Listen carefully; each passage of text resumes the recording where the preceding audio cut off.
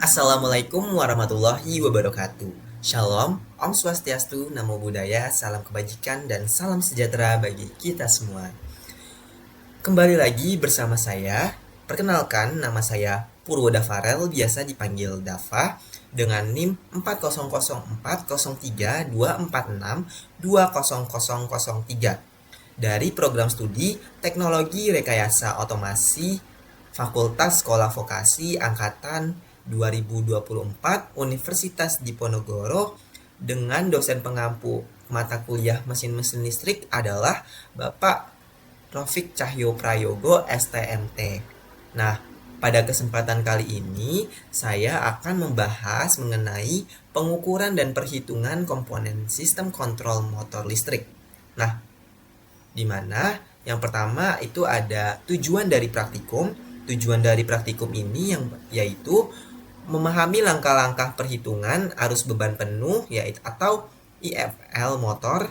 Yang kedua, mengetahui cara pemilihan MCB, kabel, kontaktor, dan thermal overload relay. Yang ketiga, mempelajari sizing komponen untuk rangkaian star delta. Yang keempat, memahami cheat sheet sizing sebagai panduan cepat. Nah, langsung saja ke bagian pertama, yaitu perhitungan arus motor atau simbolnya yaitu IFL. Nah, jadi arus beban penuh adalah arus maksimum yang dapat ditarik motor selama operasi. Arus ini juga merupakan arus yang ditarik motor pada beban penuh. Untuk menemukan arus beban penuh motor, maka perlu membaca nameplate yang meliputi 1. Nilai daya motor dalam kilowatt. Yang kedua, tegangan supply dalam volt. Yang ketiga, faktor daya motor. Yang keempat, efisiensi motor. Nah, di mana rumusnya adalah IFL sama dengan P per VL kali akar 3 kali PF kali nilai efisiensi. Sama dengan P-nya dipecahin lagi atau dayanya yaitu kilowatt kali 1000 per tegangan supply kali akar 3 kali PF kali nilai efisiensi. Sama dengan nilai HP kali 745 kali 7 per VL kali akar 3 PF kali nilai efisiensi. Nah, langsung saja ke cara menemukan arus beban penuh motor. Dimana kita yang pertama yaitu cari nilai daya motor dalam kilowatt. Nah, pada nameplate motor Grundfos yang digunakan dalam percobaan ini tertulis bahwa motor memiliki daya keluaran sebesar 5,5 kW yang ini. Yang berarti motor mampu menghasilkan energi mekanik sebesar 5.500 watt saat bekerja pada beban penuh. Daya tersebut menunjukkan kapasitas motor dalam melakukan kerja dan menjadi dasar untuk semua perhitungan arus maupun pemilihan komponen kontrol. Motor ini dirancang untuk dapat dioperasikan pada frekuensi yang 60 Hz maupun yang 50 Hz. Nah, pada percobaan ini saya memakai frekuensi yang 60 Hz yang merupakan standar umum untuk sistem kelistrikan di banyak negara. Contohnya yaitu Indonesia. Dalam kondisi frekuensi 60 Hz ini, nameplate menampilkan 3 pemilihan tegangan supply. Nah, yang kedua itu kita nyari tegangan supply dalam volt. Nah, tegangan supply-nya itu terdiri dari beberapa tegangan, yaitu yang 380 volt, 480 volt, dan 660 volt sampai 690 volt. Yang menunjukkan bahwa motor ini dapat digunakan pada sistem 3 fasa dengan konfigurasi sambungan tertentu. Nah, biasanya delta untuk tegangan rendah dan star untuk tegangan tinggi. Setiap pilihan tegangan tentu akan menghasilkan nilai arus nominal atau full load current atau yang disingkat dengan IFL yang berbeda. Nah, berdasarkan data pada nameplate Grundfos ini, arus penuh motor sebesar 10,5 ampere yang ampernya ini pada 380 volt. Terus 8,6 ampere pada 480 volt dan 6,1 ampere pada 660 volt dan juga 5 ampere pada 690 volt. Nah, ini terlihat eh, turunnya ya pada setiap ini, maka setiap tegangan naik maka ampernya ikut turun. Nah, perbedaan ini terjadi karena semakin tinggi tegangan kerja yang digunakan, maka semakin kecil arus yang dibutuhkan untuk menghasilkan daya yang sama. Sesuai dengan prinsip daya, yaitu P sama dengan akar 3 kali V kali I kali PF kali nilai efisiensi. Nah, selain data daya dan tegangan yang dicari, template juga mencantumkan faktor daya atau power factor. Nah, selanjutnya kita nyari faktor daya motornya. Nah, caranya yaitu kita lihat di bagian cos alpha. Nah, cos alpha ini kan tertera 0,92 sampai 0,88.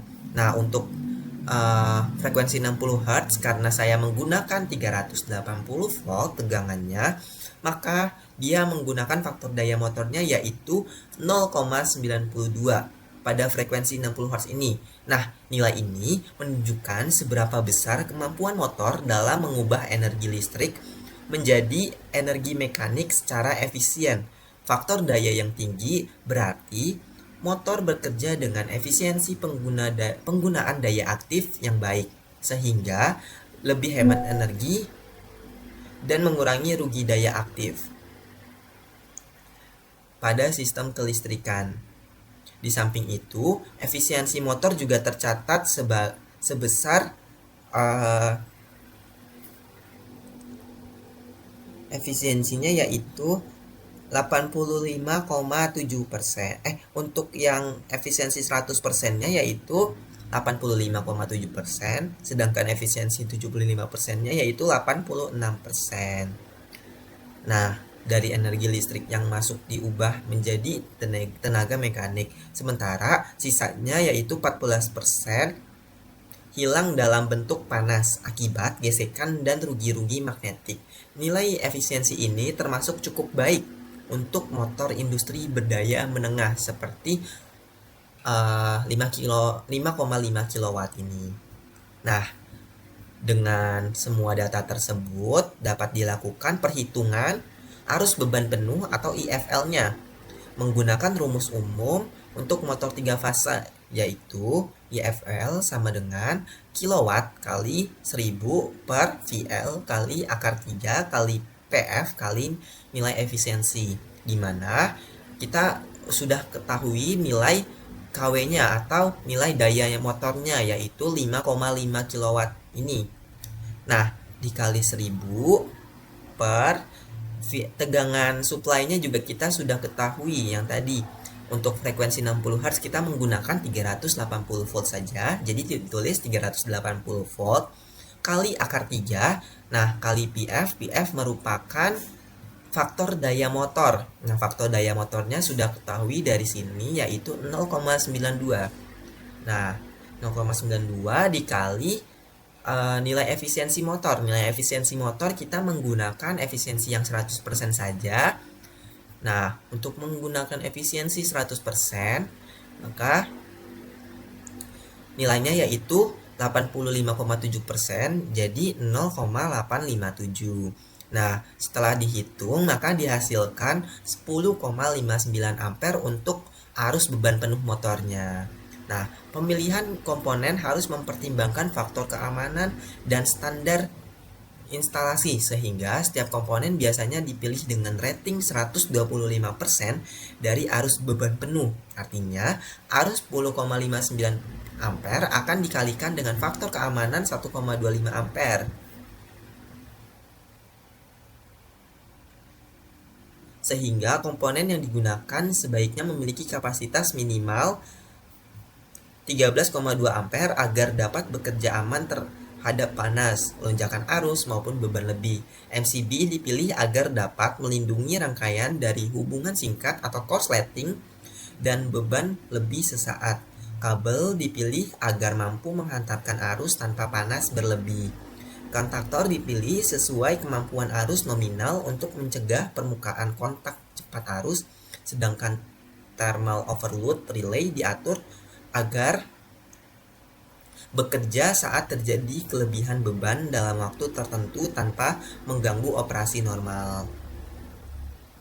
Nah, dengan demikian, dari hasil pembacaan template motor pada frekuensi 60 Hz dan hasil perhitungan arus nominal, dapat disimpulkan bahwa motor 5,5 kW ini membutuhkan arus penuh sekitar 10,6 ampere pada tegangan 380 volt.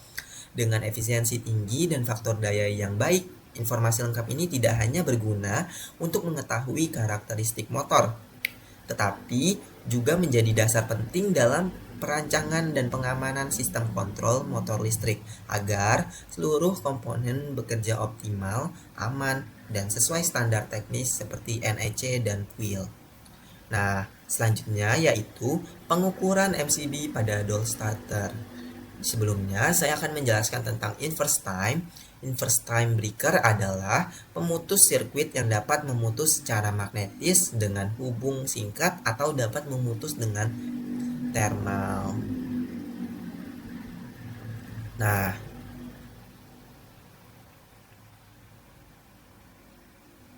di mana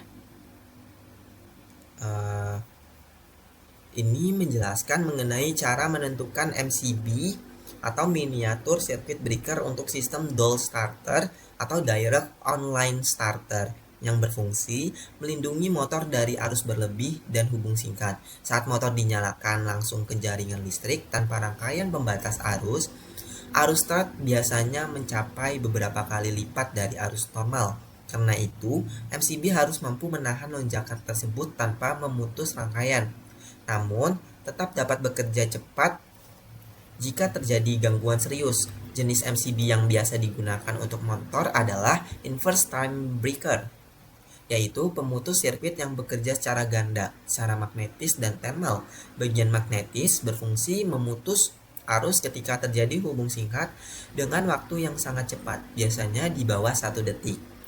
Sementara bagian thermal bekerja berdasarkan peningkatan suhu akibat arus berlebih yang berlangsung lama, sehingga MCB akan memutus arus setelah beberapa detik untuk mencegah motor dan kabel terlalu panas. Nah, dalam tabel yang ditampilkan mengacu pada NEC atau National Electrical Code, artikel 430,52. Dijelaskan bahwa nilai maksimum proteksi motor ditentukan berdasarkan persentase dari arus beban penuh atau full load current untuk jenis motor induksi squirrel cage other than Dixon B energy efficient. Yang paling umum digunakan rating maksimum MCB dapat mencapai hingga 250% dari arus beban penuh. Selain itu, juga menunjukkan perbedaan karakteristik dua tipe MCB, yaitu Type C dan Type D atau tipe C atau tipe D. MCB tipe C dapat memutus arus ketika nilainya mencapai 5-10 kali arus nominal dalam waktu 0,04 sampai 5 detik. Sedangkan tipe D dapat menahan arus hingga 10 sampai 20 kali lipat dalam waktu yang sama. Karena motor listrik memiliki lonjakan arus awal yang tinggi saat start, maka MCB tipe D lebih direkomendasikan untuk sistem doll starter agar tidak mudah trip saat motor pertama kali dihidupkan, tetapi tetap memberikan perlindungan saat terjadi gangguan nyata seperti hubungan singkat atau korsleting. Nah, selanjutnya ini merupakan contoh langsung perhitungan untuk menentukan ukuran MCB yang sesuai berdasarkan hasil arus beban penuh motor. Dari perhitungan sebelumnya diketahui arus beban penuh atau IFL-nya yaitu 10,59 ampere. Berdasarkan standar NEC artikel 430,52 ini, MCB untuk motor boleh memiliki rating maksimum yaitu 250% dari arus beban penuh atau IFL-nya, dan minimumnya yaitu 150% dari nilai arus beban penuh atau IFL-nya, tergantung kebutuhan dan karakteristik motor. Maka perhitungannya dilakukan dua arah, yaitu yang pertama MCB maksimum yaitu IFL kali 2,5 sama dengan IFL-nya tadi 10,59 ampere kali 2,5 yaitu hasilnya 26,475 ampere. Sedangkan untuk MCB minimum IFL kali 1,5. Nah, IFL-nya tadi 10,59 ampere kali 1,5 yaitu 15,88 ampere untuk MCB minimum. Nah, hasil ini menunjukkan bahwa MCB yang digunakan harus berada di antara dua nilai tersebut, yaitu 26,475 dan 15,88 ampere. Dalam praktikumnya, industri biasanya memilih rating standar yang lebih tinggi agar sistem tetap stabil saat motor dinyalakan. Dari tabel, ukuran standar MCB 1 ampere, 2 ampere, 4 ampere, 6 ampere, 10 ampere, 16 ampere, 20 ampere, 25 ampere, 32 ampere, dan seterusnya. Ukuran 32 ampere ini menjadi pilihan yang paling tepat karena berada sedikit di atas nilai maksimum dan tersedia di pasaran. Pemilihan nilai sedikit lebih besar dari hasil perhitungan dilakukan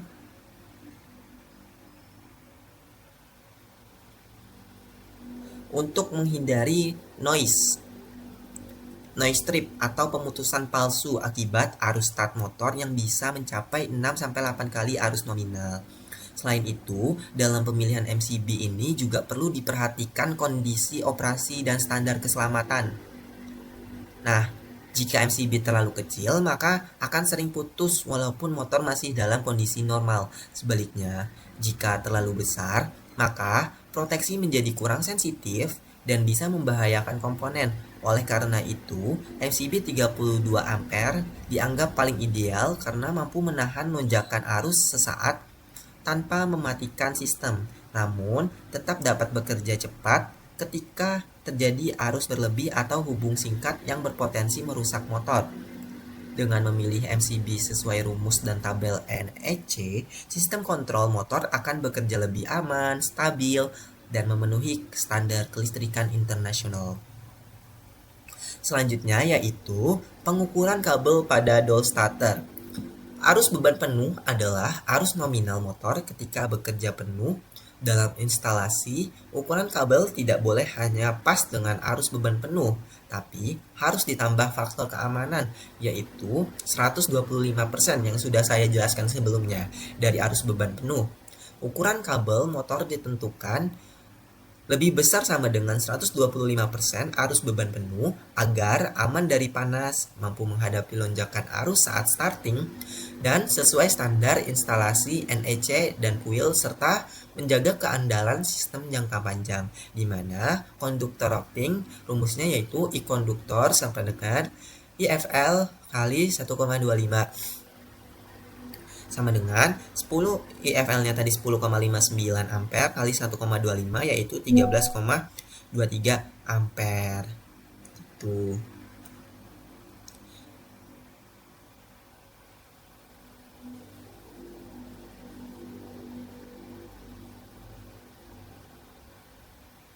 Nah, kenapa memakai 125%?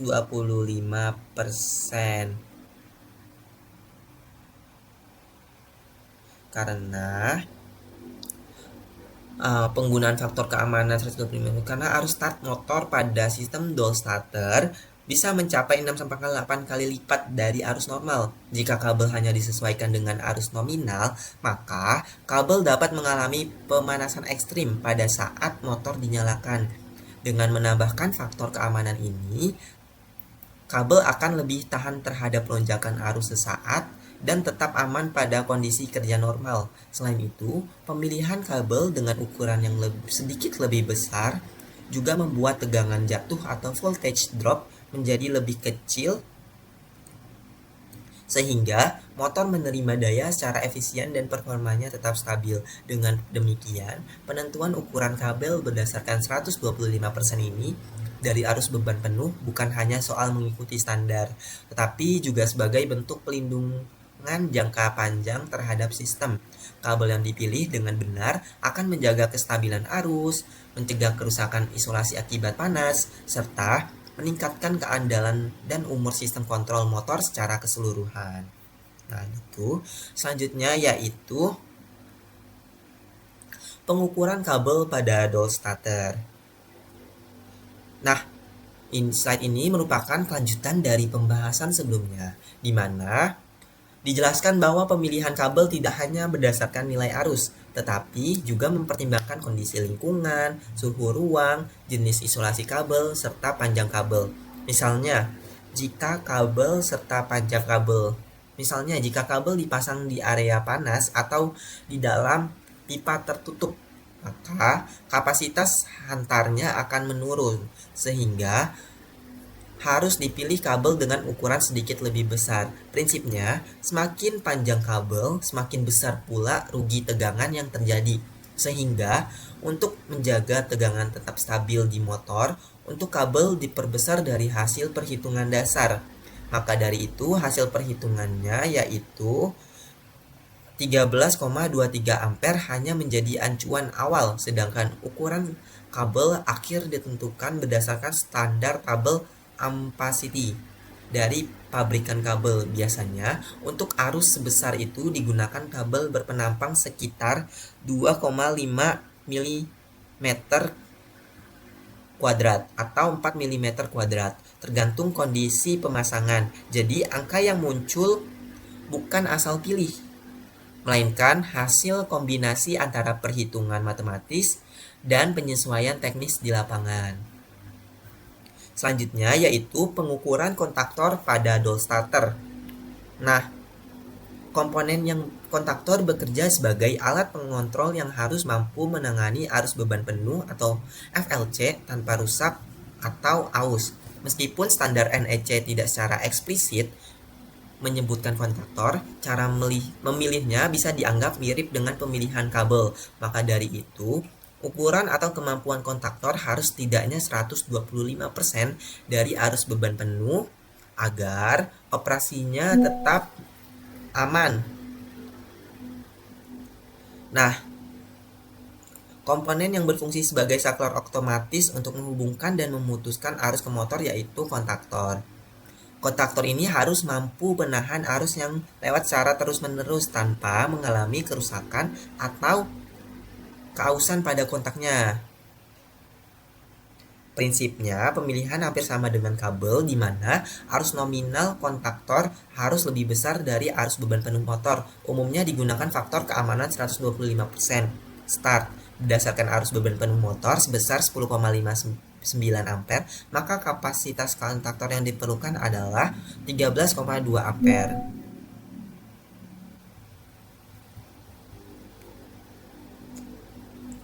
Selanjutnya yaitu pengukuran thermal overload relay pada doll starter, di mana thermal overload relay atau yang disingkat dengan TOR berfungsi sebagai pelindung motor dari beban lebih atau overload yang terjadi dalam jangka waktu lama. TOR bekerja dengan prinsip panas. Di dalamnya terdapat elemen bimetal yang akan melengkung dan memutus kontak ketika suhu akibat arus tinggi meningkat melebihi batas.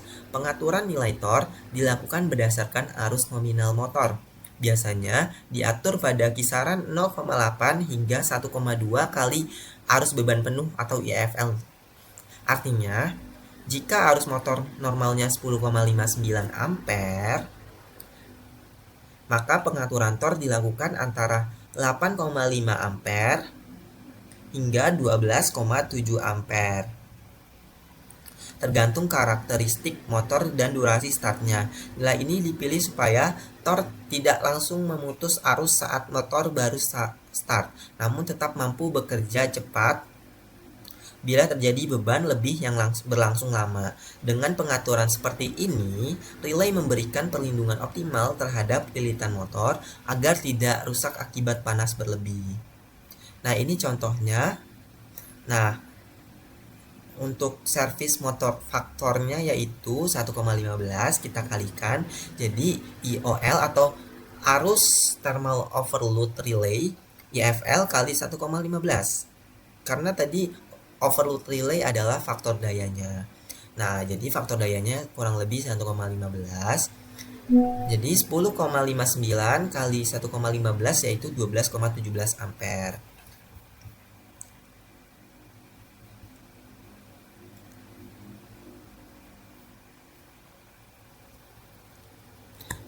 Selanjutnya yaitu pengukuran kabel pada star delta starter.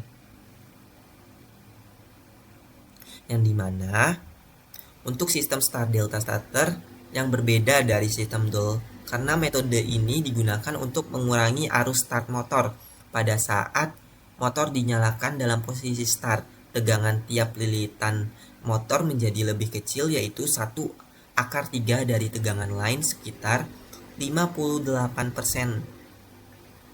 58%-an. Nah, sehingga arus start juga turun hingga sepertiganya dari arus DOL. Setelah motor mencapai kecepatan tertentu, sambungan diubah ke mode delta untuk bekerja pada tegangan penuh. Akibat adanya dua mode ini, maka ukuran kabel juga disesuaikan. Kabel yang menghubungkan bagian lain harus mampu menahan arus beban penuh atau IFL,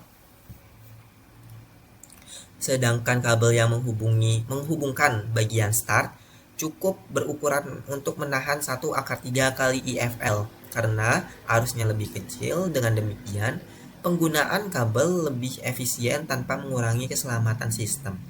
Prinsip perhitungan tetap sama yaitu dengan menambahkan faktor keamanan 125% dari arus yang melewati tiap jalur. Nah, ini contohnya line side-nya tadi udah dihitung sekitar 13,23 ampere. Nah, untuk nilai sisi bagian pasanya yaitu 125% bagi akar 3 sekitar 72%. Nah, nilainya yaitu 10,59 ampere kali 0,72 yaitu 7 ampere. Sedangkan untuk sisi starnya yaitu 125% per 3 sama dengan 41%. Nilainya yaitu IFL kali 0,41 sekitar 10,59 kali 0,1 yaitu 4,3 ampere. Nah, ini juga sama, kurang lebih seperti itu untuk pengukurannya.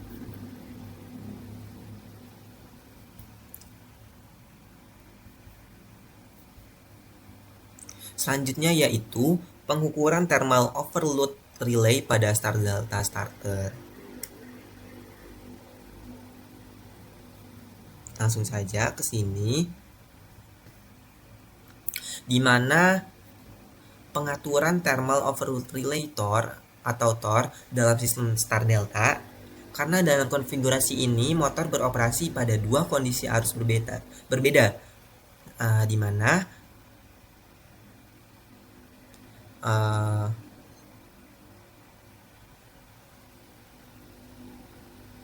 saat start dan saat delta, maka penyetelan TOR harus disesuaikan dengan arus per fasa motor. Arus yang melewati setiap fasa pada posisi start hanya sebesar 1/3 dari arus beban penuh, sekitar 0,58 kali IFL. Maka jika arus beban penuh motor 10,59 ampere, maka arus per fasa saat start sekitar 6,12 ampere.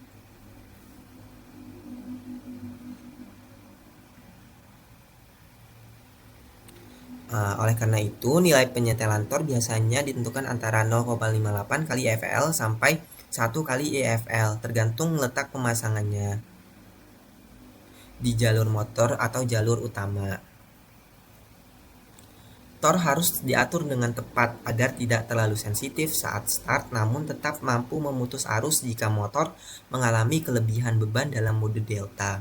Pengaturan ini sangat penting karena jika terlalu kecil, relay akan sering memutus motor tanpa alasan, sedangkan jika terlalu besar, motor bisa rusak akibat panas berlebih. Nah, ini merupakan contoh perhitungannya. Thermal overload relay nilainya yaitu 115%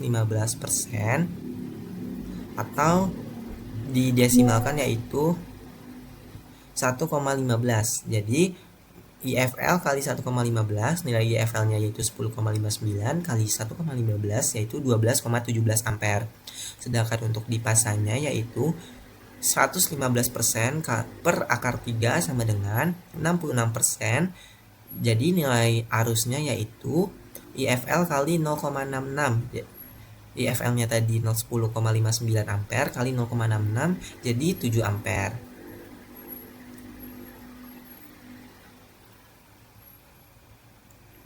Selanjutnya yaitu pengukuran komponen menggunakan cheat sheet sizing, yaitu tabel praktis yang sudah berisi ukuran komponen seperti MCB, kabel, kontaktor, dan tor berdasarkan daya motor dalam kilowatt atau horsepower. Cheat sheet ini dibuat agar proses perancangan menjadi lebih cepat dan tidak perlu menghitung ulang setiap kali. Misalnya, cukup melihat bahwa untuk motor 5,5 kilowatt, maka dibutuhkan MCB 32 ampere, kabel 4 mm kuadrat, kontaktor 18 ampere, dan tor dengan pengaturan sekitar 9-13 ampere. Nah, nilai-nilai tersebut didapat dari hasil perhitungan yang sudah disesuaikan dengan standar faktor keamanan yaitu 125%. Dengan menggunakan cheat sheet ini, seorang teknisi bisa memastikan hasil desain tetap akurat tanpa harus menulis ulang semua rumus dari awal. Hal ini juga membantu menghindari kesalahan dalam perhitungan manual serta mempercepat proses instalasi di lapangan.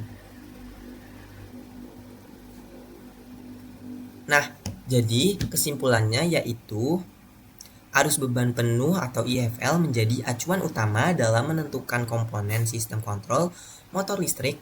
Pemilihan MCB, kabel, dan kontaktor harus menggunakan faktor pengaman minimal 125% dari IFL atau arus beban penuh agar lebih aman terhadap panas berlebih, lonjakan arus, serta sesuai standar instalasi. Thermal overload relay juga tidak hanya berfungsi untuk melindungi beban lebih jangka panjang, tetapi juga memperluas pemahaman tentang praktik kontrol motor. Dengan perhitungan yang tepat dan bantuan menggunakan cheat sheet, perancangan sistem kontrol motor dapat dilakukan dengan lebih cepat, efisien, dan aman. Nah, ini terdapat tips mendesain sistem kontrol motor listrik. Yang pertama yaitu selalu mulai dengan membaca data nameplate motor seperti daya, tegangan, faktor daya, dan efisiensi. Kedua, hitung arus beban lebih secara tepat sebagai dasar pemilihan komponen. Yang ketiga, gunakan faktor keamanan 125% untuk kabel dan kontaktor. Yang keempat, atur thermal overload relay atau TOR sesuai rentang arus nominal motor. Yang kelima, pilih MCB sesuai standar dan perhatikan kapasitas hantar arus kabel.